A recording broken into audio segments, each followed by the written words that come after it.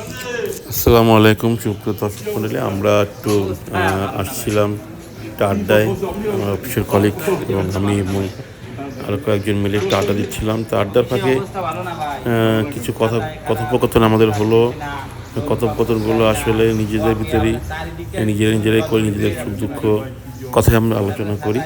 তো আলোচনার ভিতরে যা কিছু তথ্য উঠে আসলে আসলে অবস্থা কী, বর্তমান অবস্থার প্রেক্ষাপট কী, আসলে বর্তমান মানুষের অবস্থা কী, যাই হোক তারপরেও সব কিছু মানিয়ে নিতে হবে, মানিয়ে নিয়েই আমাদের কাজ করতে হবে এবং আমাদের সামনের দিকে এগিয়ে যেতে হবে।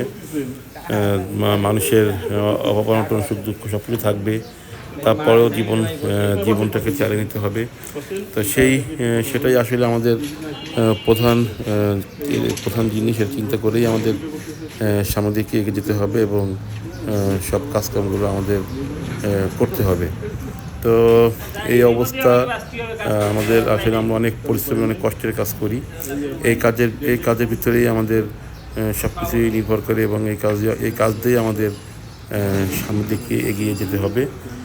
তো আর কি, এইসব বিষয়ে আসলে আমরা অনেক কিছু আলোচনা করলাম, অনেক কিছুই করলাম। তো আজকে পর্যন্ত কি, এরপরে আবার দেখা হবে। ধন্যবাদ আপনাদের সবাইকে। আসসালামু আলাইকুম।